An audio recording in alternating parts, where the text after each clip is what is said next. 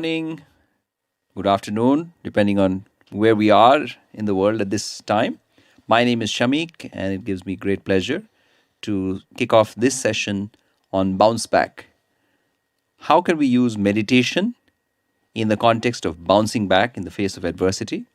How can we weave it into our lives and make sense of a topic that is sometimes a little bit complex? And joining me today is Lyndon, a meditation practitioner who has been tuning the instrument and tuning this art and science for, what is it, 30 years? 35 years. Yeah. Wow. Wow.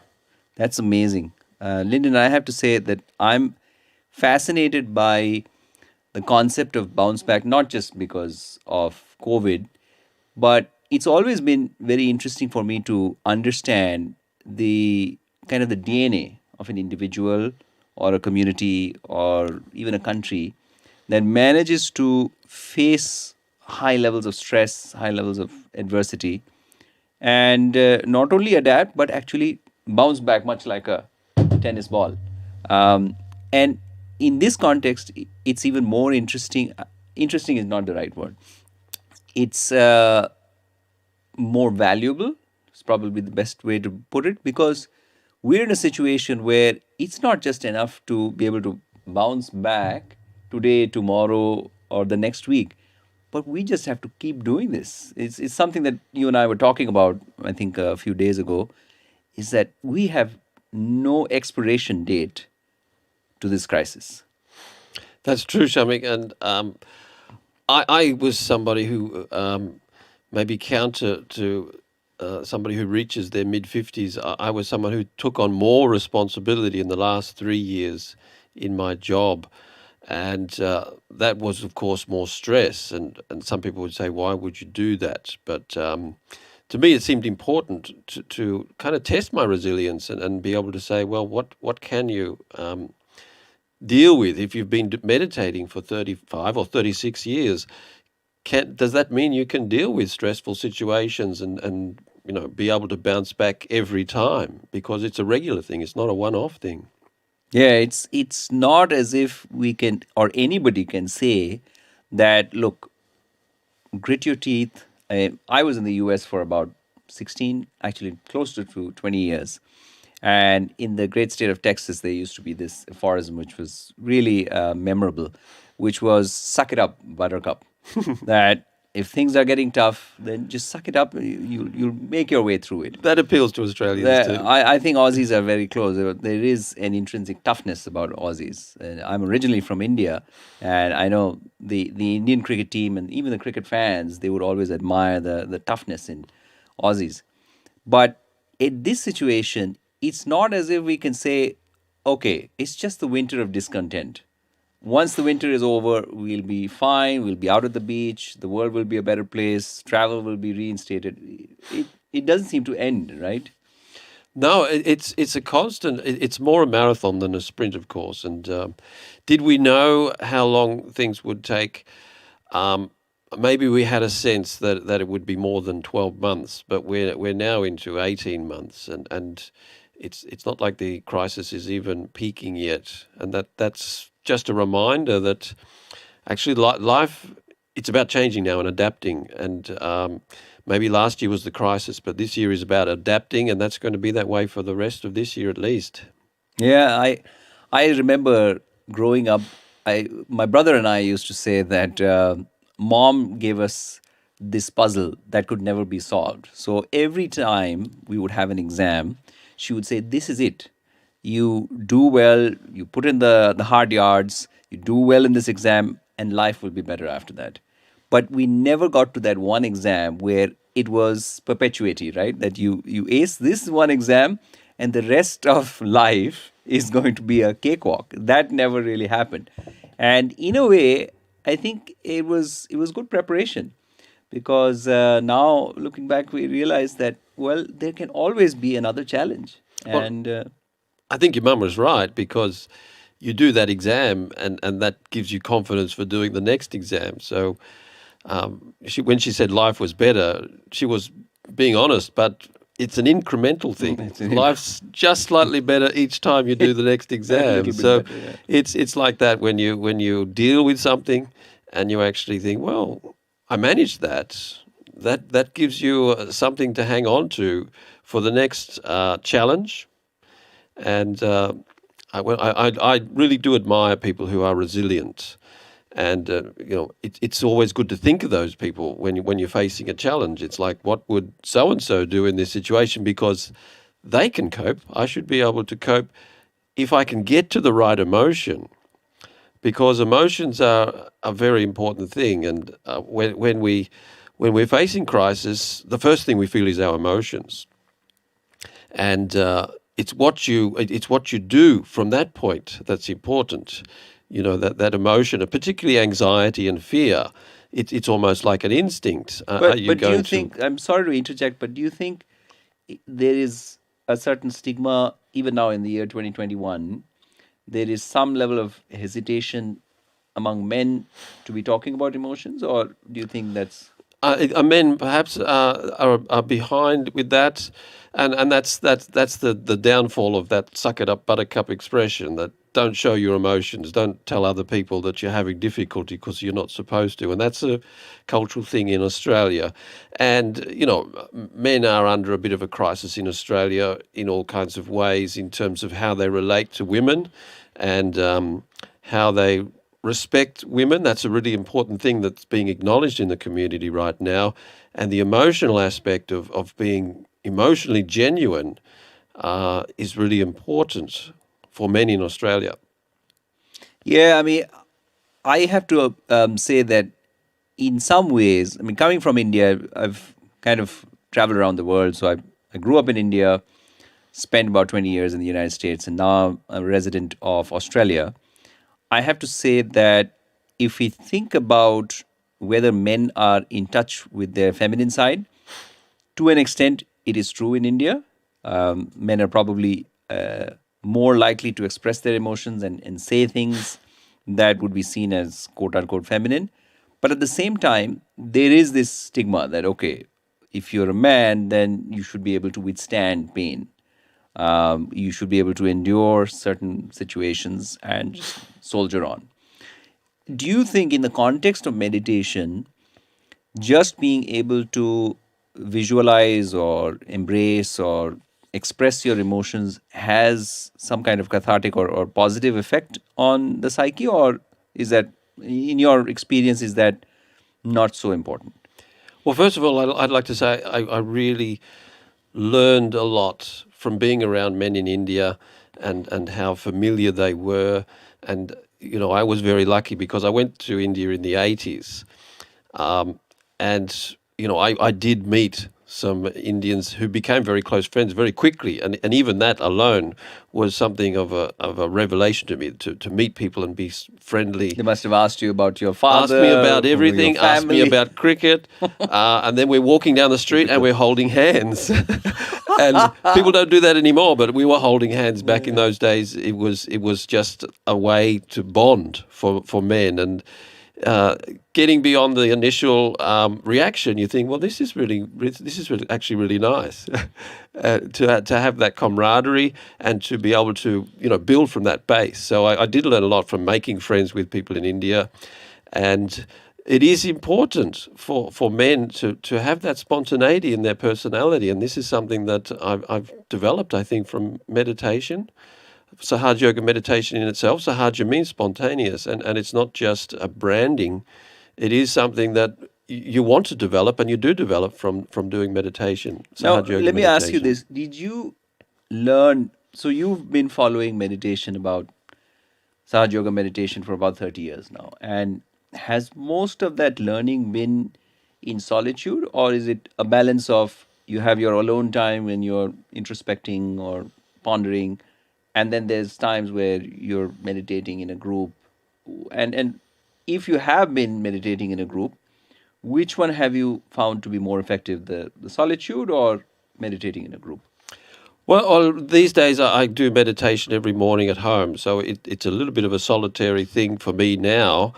But when I first came along, I wanted to be living in a house with other people who were doing meditation. We used to get up in the morning. That time was really important to me. And spending time in a shared room with other guys and learning from them, people who'd been doing it Like a for boot camp. it was more than a boot camp. It was a collective house, and we had like-minded people and people you could talk to, and you could find somebody at any time of day, and to be able to talk about the things that we want to talk about. And So a sense of community did help. it really did help, and it is an important thing to be able to have people around you. I've missed that since the lockdown, and I really look forward to those times, even if it's just once a month, where I can be together and just catch up with people, even if it's just how are you kind of conversation. It's really good for the soul. Wow, wow, that's quite remarkable because, I would think that having that solitude is kind of the holy grail of the typical Aussie male. But what I'm finding more and more evident, and this is something that I saw in the United States as well. I've spent about 2 years in Australia now, and like I said, I spent 20 years prior to that in the US. One thing that I found really perplexing was that in the US as well, there is this real crisis among men, particularly. And I think this is global. This is not just about the US, because there are these stereotypes that the man has to be impregnable and can never share his emotions or express his emotions, is causing some underlying challenges. And how they're expressing is very much a function of where he's from and the circumstances and all of those external factors. But one thing that really brought it home to me was one of my favorite actors. He committed suicide, Robin Williams. And there was this real outpouring of anguish around the world because this was a really well liked actor. I wasn't the only fan. Let me put it this way. And I remember someone telling me that New York City, on one of the major bridges, if you had someone, there would be people who would commit suicide from the bridge. They would just jump off the bridge. Now, that is obviously a shocking, terrible thing to happen. You would think that in this highly populated city, there would be someone who would stop and maybe assist that person. But the reality was that in many cases, what was actually happening was that as a vehicle was passing by, probably 9 times out of 10, the police officers had actually seen that the passing vehicle and the driver would be saying, just go ahead and jump. And the psyche, or what I took away from it was, if someone is in that state, there's a certain sentiment in society that, okay, you're no longer functional. You should not become a burden to society. Just go ahead and take your life. That's a hardness that's crept into society, and it's almost like an underlying mood. And we talk about the right side in Sahaja Yoga.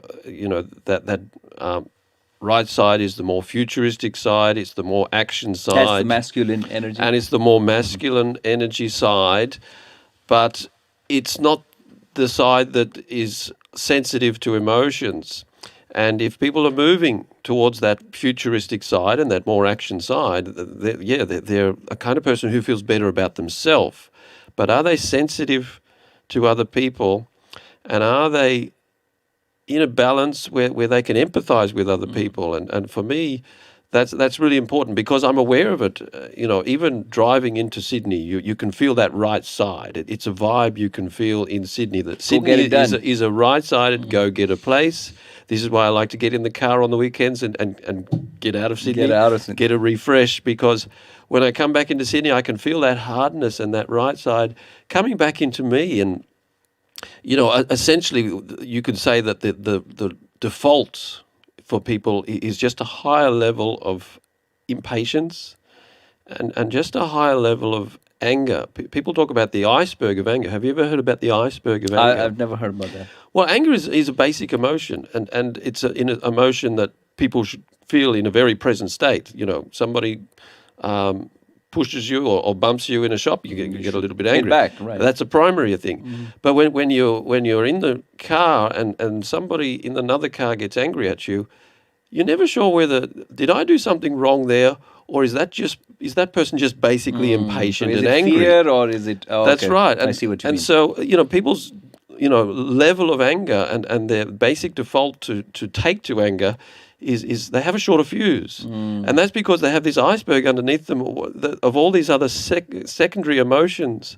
So There's a lot of processing happening behind there's the a lot scenes. of so they get angry just about what they're thinking about, or they get angry because of things that happened in their childhood, and that's something that I think a lot of men in Australia, maybe they were dealt with a bit more hardly in their childhood, and that basic level of anger and the sources of that anger are just more apparent. And it's something I see in myself as well. It's not just something I see in other people. That it's something I have to be mindful of. That right-sidedness, which is in me, and I can say, I feel like in the last couple of years, I've really started to, calm down my right side. But this is after 36 years of meditating. It takes a long time to calm down that right side. I'm living in a right-sided What? country. I mean, yeah. I was hoping that you would say it just takes about 5 seconds and you're a transformed person. Yes, in terms of meditating, and this is why you meditate. And then that right side is saying, why are you sitting here? You've got something else to do. You've been here for 20 minutes. That's enough now. And Absolutely. that impatience that constantly drives you to be doing other things, it's something I'm still aware of after 36 years. But what you learn after 36 years is you learn to watch yourself. And you learn to see, well, where's that coming from? And you introspect at That's the powerful, moment. yeah. And you catch yourself doing that. And you think, well, is this me getting impatient and angry, or is this because I'm just living in an angry and impatient town? So, are you separating a part of yourself that is not the thoughts? Is that the process that you're employing, or what exactly is happening at that moment in time? Well, what I'm saying is, in when you first meditate, you want to get thoughtless awareness. And yes, I mean, you get that quite soon. You get a state of thoughtless awareness. It may only last for a few thoughtless seconds. awareness in itself seems so remarkably confusing, right? Because we live in a time where we are just drowning in information. That's We're right. being hit from all directions. So it seems in the beginning you think, well, that'd be great. That'd be probably the first time I ever experienced that. And it may be just a fragmentary thing in the beginning. You get a bit of thoughtless awareness. But after you've done some meditation, you think, well, I can get there at least for a few seconds. And then you start to think, what else is going on in my meditation? And then you start to think, well... So you're saying meditation begins with this concept of thoughtless awareness where you're aware, but there's silence inside. And I'm saying that's our basic goal in the beginning, to experience silence, mental silence, as we can call it, or thoughtless awareness. But when you experience that, that's the right side. And really, what you're experiencing is being in the present. And what can help you to be thoughtless is not to think about your thoughts, but to pay attention to your emotions. Wow, okay. And if you think, well, what am I feeling right now? As soon as you start thinking about what you're feeling, or you pay attention to your feelings, then you get a sense of silence. So you're not reacting to, let's say, some negative emotion, some anger or some turbulence inside, but you're consciously paying attention. Well, that's the other the thing. source. If you watch your emotion, whatever emotion is bothering you at the time, you put it in perspective, and it becomes less in your face. You can say you just get a little bit of a sense of, okay, in the present, it's no longer there because that thing happened 5 minutes ago. Whatever Hopefully made it will me never angry, happen again. it's over now. As soon as you're thinking, what am I feeling right now? You start to realize that the anger is dissipating. The only thing that keeps the anger going is you're thinking about it and you're dwelling on it. Yes. But if you put yourself in the present, that's the best way, first of all, to manage your emotions. And second of all, if you pay attention to your emotions, that helps you to be more silent in your mind. And why is it important to be silent? Because you want to be listening for the good thoughts, not just having the noise of all the ruminations, as we could say. the thinking and thinking about something that happened 5 minutes ago. Yeah, yeah, and so often, what we find is that, especially when we look at cases where somebody did something really extreme. So I'm going to go back to the case of this celebrity who committed suicide, Yep. and there was a real surge in those cases. There were celebrities who took their own lives, and I sit and wonder sometimes that why would a person get to that point? Why couldn't there be some kind of intermediation before things got so completely out of control, where someone who seems to be apparently so successful would decide to take end his or her own life? And I just wish that there was some way to end that cycle. This must be some kind of a cycle, right? So there's a cycle of negative thinking or emotions that is being fed, as you're saying, through the thoughts and maybe even through behaviors. But there's got to be a way to break that cycle. And I'm just wondering, have you noticed, is it possible to forgive? Is it possible to use forgiveness maybe as that pause or as that circuit breaker? Break that cycle of negative emotions, anger. Have you noticed that? Well, I think that idea of forgiveness is really important. And we were talking about this earlier. And when it comes to meditation, it's not too difficult to get to this point. And then it's like you get stuck at this point. And what is the Do you thing think that the thoughts, they will the just thoughts are continue? there, and it's almost like there's like a brick of thoughts, and it's like how do I find the space in those thoughts? But what clears this center, of course, is forgiveness. And at first you think, okay, well, that's an interesting idea. How is forgiveness related to thinking? But something I've realized recently is it's not just about forgiving people. You have to forgive the situation. Wow, that's really powerful. Yes. And you know, we're in a situation now where we're all thinking, why me? Why now? Why this year? Yeah. And it's the first thing you need to do to stop that kind of rumination and to get to the positive and get out of that negative is to forgive the situation. And I think very that's the true. beginning of resilience, because then you get out of that anxiety about You're the not situation. grinding on it You're not- continuously. It's like, okay, so if I can let go of that, if I can forgive that, then I can think of the positive, or I can think of a person who has these positive qualities, and I can think of things that are admirable, things that are enjoyable in life, things that are that I can be grateful for, because there are so many. So true. And so forgiveness is the first thing. It's like, okay, forget about that. Think about something better. Okay, I forgive that thought. I forgive that situation, because there are more important You things just in feel life more light. to pay attention to. So forgiveness, forgiving people, forgiving the situation, and forgiving ourselves for thinking so much is an important true, thing. yeah. You know, because we're hard on ourselves too sometimes. Yeah, sometimes I think we are hardest on ourselves, and forgiving ourselves for some mythical and maybe some real situations Yeah. is the hardest act of it all. So I think that's really, really powerful for us to remember that forgiveness is something that we can access. And it's an affirmation, and people can use affirmations. Affirmations are really, I wouldn't say they're powerful, because they're in themselves they're very simple. You just say, I forgive this situation. You know, relax. It's not so bad as you think. I forgive this situation. So I you're forgive talking that to person. yourself. If you say that, it does have an impact. And when I was new in the job as a manager, I was in that panic mode. Whenever anybody walked into the office, it's like, oh my gosh, I've got to deal with this situation. I've already got other situations I'm supposed to be dealing with, and automatically, if you go with that emotion, you're getting angry at the person before they've even said anything. I never. What was it? What I was saying in those situations, what I used to say to myself is presence. That's what I used to use to stop me from panicking and fearing and getting anxious about that situation. And if I use that word, and I used to say it to myself, presence.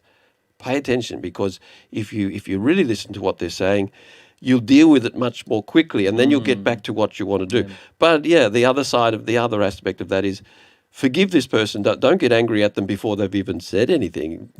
be in that forgiving and open-minded state, and whatever they're saying, because they think it's important, you'll be able to deal with more effectively, and you'll get back to what you need to, whatever you thought was important as well. So it's our ego which gets angry, and it's our ego which decides whether, what's important for us.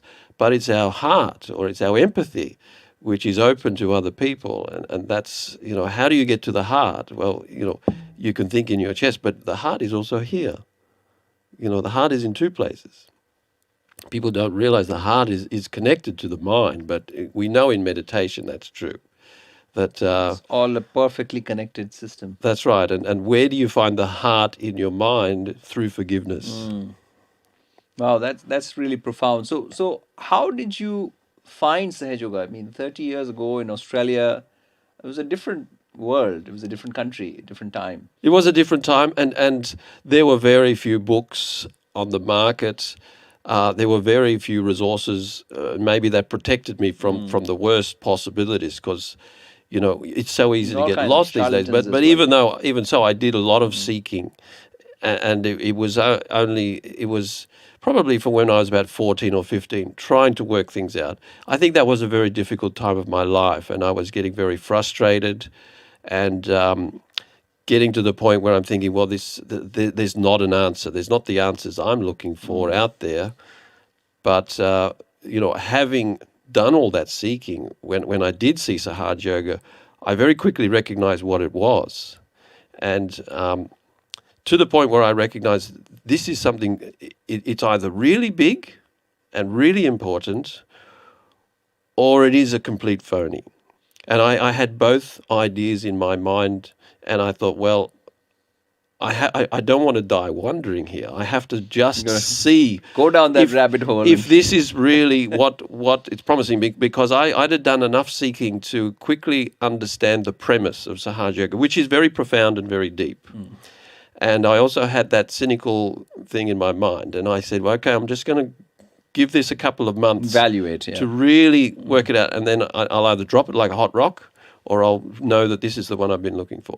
And what was your first experience? Did you meet someone who introduced it to you, or was it an event? How did you go about the process of starting the meditative journey? That's where I was most fortunate, because Sri Mataji was visiting Australia. This was in 1985. And Sri Mataji is the founder of Sahaja Yes. Yoga meditation. And of course, I didn't know who she was at that time. I'd never heard about Sri Mataji before that. But there was a poster, which I think the first time I saw it, I thought, well, there we go. There's another guru. And there was no but Instagram, it was no on, Facebook. It was on no the YouTube. way from my commute, because I was commuting to university in those days, and so I'd go past this poster, every day, and I'd look at it again, and I think I felt something that this is like an idea that, well, it may be just another guru, or it may be something profound. Don't die wondering. Give it a go and find out what it is. And so I did, and I went along to Sri Mataji's public program. Do you remember where this was? Yes, I do. It was in the exhibition buildings in Melbourne. Oh, wow. And I remember the date. It was the 14th of March, 1985. And so I went to the first program, and that was, I think it really helped me, because it's the whole sense of occasion. And, the people who are watching this video, that they can watch us talking. We could give them self-realization. I think you've got a video lined up, which is Sri Mataji going through the process of self-realization. And I think that's a really, really important thing that you found that, because that was my experience of Sri Mataji introducing me and taking me through the process of self-realization. So you were one of those individuals who was seated in the audience. I was in the audience. I remember it. Very similar to. And it was a very memorable time. And again, I went away from that feeling great. But That's important. But I'm a person who is a compulsive thinker. And ever since, since then, getting that experience of silence in my mind, it's not been easy for me. I can get a short amount of that experience, and then my mind wants to drift away.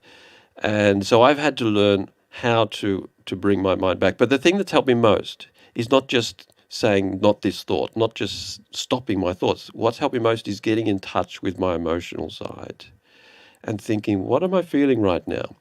And the other thing that I can say, because it's three things, the right side is just that mental silence. The left side is your emotions.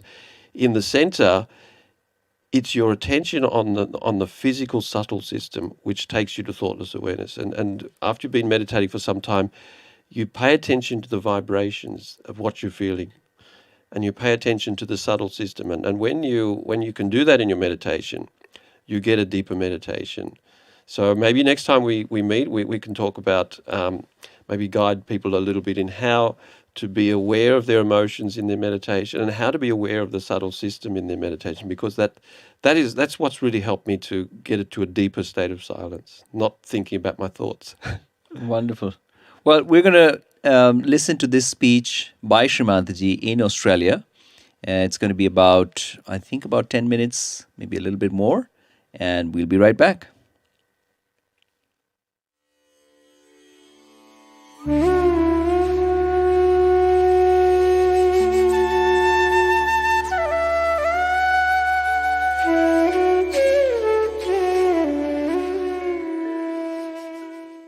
I guess Indian gurus have been in vogue over recent years in the West. The Beatles introduced us to the Maharishi. The Orange people blindly followed the Bhagwan. But there have been others far more credible and far more respectable. My next guest is a Bombay lady whose following is growing around the world. She says that you have the power to deal positively with every problem, from con men to cancer. All you have to do is know how to tap into it, to tap into that power. Would you please welcome the lady acclaimed as India's greatest living saint, the mother of Sahaja Yoga, Shri Mataji.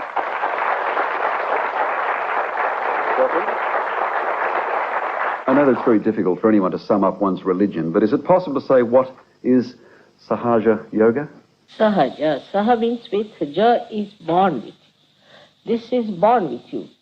Within us is the power which can give us the status of a spirit. We are not yet the spirit. We are at a human level, and in the evolutionary process, we have to now have the breakthrough to become the spirit. That's very essential and is absolutely eventually the all possible natural thing that has to happen. It should happen to all of us. And the time has come for you to get to that position where you become the spirit. All the religions have talked about it and told about it. But people have gone wrong in believing that artificially, if you say that you are baptized, or you have become a Brahmin, or you have become a peer, that you have become the spirit. It's not that. It's a happening that has to take place within ourselves, which is a living process, absolutely living process of the living divine force within ourselves. We've heard of lots of yogas. How does this differ from other Indian yogas? Other yogas were practiced mostly after getting realization, but as it has come from some half-baked people, it is in a very funny way that people follow it as if they have to take all the medicines together, and they don't know any discrimination about it. Unless and until you make this force rise within you, you will not know what type of attention is needed and what type of physical exercise is needed. Indiscriminately, people do physical exercises getting into trouble. Now, you speak of the force. Is it possible to say where does this force emanate from? This force is a residual power in our triangular bone called a sacrum. Sacrum. Sacrum. Okay. Now, the sacrum is what comes from Greek, and that means Greek people knew this was a sacred bone. It rises from there, passes through our 6 centers, piercing through our fontanelle bone area, and you get the cool breeze of the Holy Ghost coming out of our head. That's what Christians refer to as... Yes. I mean, Holy Ghost, what is the Holy Ghost? Nobody can explain, but Holy Ghost is very simple to understand. This is the reflection of the Holy Ghost within us. Holy Ghost is the desire of God. God himself watches the working of the desire, and the desire is that we all should become the spirit.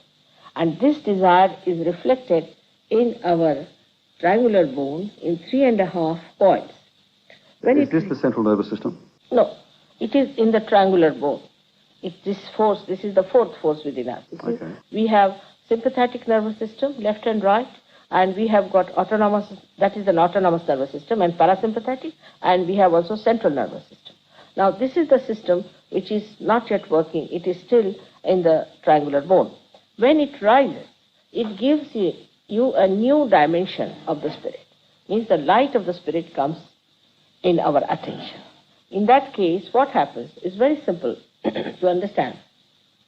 That at human level, we are not in the absolute state. Not in the absolute state. That's why there's a chaos. Supposing I'm holding a snake in my hand, you see, and there's no light.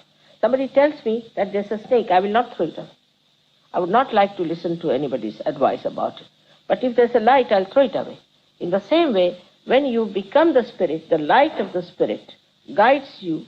You become your own master. You become your own guru. You don't have to have any guru for that. This piercing of the fontanelle bone by the kundalini gives you the power of the spirit. But you're talking about a physical power, a spirit that comes out of the top of your head. No, it's an energy. An energy, all right. It's an energy which comes out of your fontanelle bone area, touching the spirit. But the spirit actually resides in the heart. But the main seat of the heart is here in the fontanelle bone area. And it pierces through. When it pierces through, actually it should pierce. It's not just I say I baptize you. It's not like that. It has to pierce through that, and you have to feel the cool breeze of the Holy Ghost on top of your head. Is it there now? Yes, it's there. Can I feel it? I don't know if you'll feel it or not, because you'll have to have that sensitivity. Now, you see, all around, also that all-pervading power is there, which makes everything vibrate. But this energy can be felt only when you have got that realization. Then what happens that all your centers on your fingertips become sensitive. And you can feel, this is written in the Quran, that your hands will speak when you will get to your resurrection. Yes. It is a resurrection. But Natasha, you must know, you must realize, I mentioned the Maharishi and I mentioned the Bhagwan and so on. You must live with the skeptics and the doubters because Of course, I'm living with them all the time. the con men who've come Yeah. before you. Yes. Now, firstly, you see, the great mistake we commit as far as going to gurus or to anything that is religious is that you cannot pay for God. You see, it's a living process of a living God. Now, supposing you want to sprout a seed, how much money do you pay to the Mother Earth? It's a very simple thing, but people don't understand. They think that they can purchase everything. You cannot purchase God. A simple method, if you apply to all of them, they will all run away. I read that this spirit, this power you speak of, can deal with, as I said, I mentioned the con men, but can deal with cancer. Because, see, I'll show you now, this is the center. We can say this is the medulla oblongata, or we can say this is through which the central canal is passing. Now, the center is inside here. Now, when we are in the imbalance, say we go too much towards the left side, means we become too emotional or do all kinds of wrong, nonsensical conditioning. Then, or if we go too much to the right in ego and all that, you see, then we break this. Once we break this, what happens? That the center becomes constricted and the energy becomes constricted. Slowly it breaks the relationship with the head, with the whole, and it becomes malignant. When it becomes malignant, it starts overpowering other cells. And that's how cancer is set in spirit. All right. Well, it's very difficult to understand and understand it cold as I'm doing now. Yesterday we had 1,500 people downstairs and about 500 people upstairs. And most of them got realized. Through radio and television, you've told people at home. They're very sensitive people, Hong Kong. Perhaps they're in trouble now because they have to go away and all that. Maybe that is it. People who are in need are more sensitive, are they? I think so, because they then anchor after God. You see, otherwise they think we are all right. What to care for God? You see, who is God after all? Otherwise, Australians are very good. Are they? We're They very are receptive, the are best. we? They are the best people. They are very innocent, and they get their realization very fast. They stick on to it, and they have done wonders. They have done wonders. I should make the point that I saw one of your advertisements in one of the papers today, and you, I think there is a meeting tonight at the State Theatre in Sydney, but there is no fee charge. You're not in the. Of course not. You're not charging. You're not. No, not at all. Into rounding up money. No. No, I should make. All right, we thank you for your time. You're staying another week or so in Australia. Yes. You've been to other states, and you're now doing Sydney. Yes. Which is great. I'll be going to Melbourne. Sydney and Melbourne and then to New Zealand. And to New Zealand also. All right, we thank you. I'm sure if Thank you'd you very like to much. see Natasha, you could check your local newspapers and find where she's meeting people. Thank you very Thank much you. indeed. Thank you. Please thank Natasha. Please stay.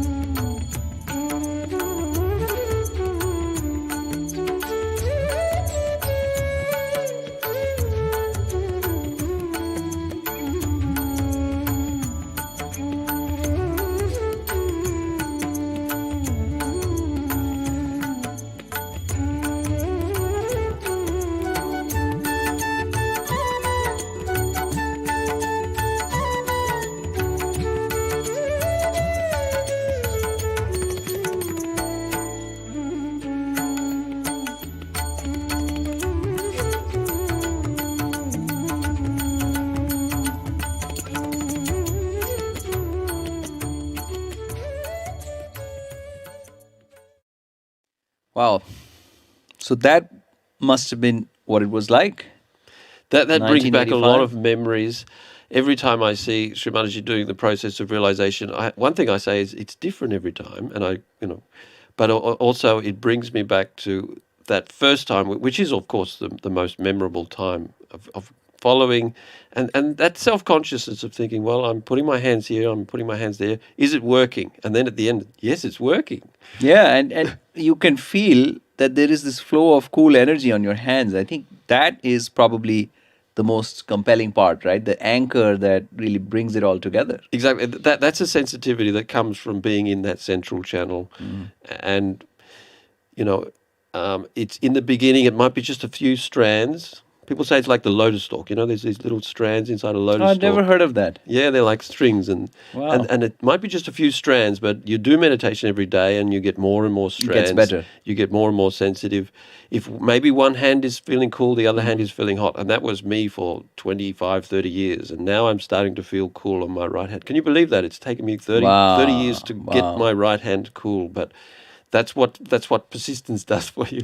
That's amazing. But that's all in one lifetime. I see that as a great achievement in my lifetime, to cool down my right side. Well, it does seem really, really profound because of the fact that we live in remarkably stressful times. And if there is this system, there's this process that we can leverage to become better versions of ourselves, then why not take advantage of that? I think the first thing we find out when we get self-realization is there is a better version of ourselves. And then we think, the question is, how do I get there? And that's the journey of Sahaja Yoga. And if we fall, we can use this to bounce back. Yeah, that's right. And that's the other thing. We think, wow, okay, so I have that spontaneity. And I have that ability to forgive people. That's the first time I used the mantra, I forgive. Wow. And it's like, wow, that affirmation, it felt good at the time. It felt like a lifting off my shoulders. Why wouldn't I want to use an affirmation like that? Unbelievable. Well, Lyndon, it's been a pleasure. Thank you so much for sharing your experiences. And I hope we get the opportunity to do this again. This would be great to do it again. Thanks for asking me to talk to you, Shamik. Wonderful. Thank you all.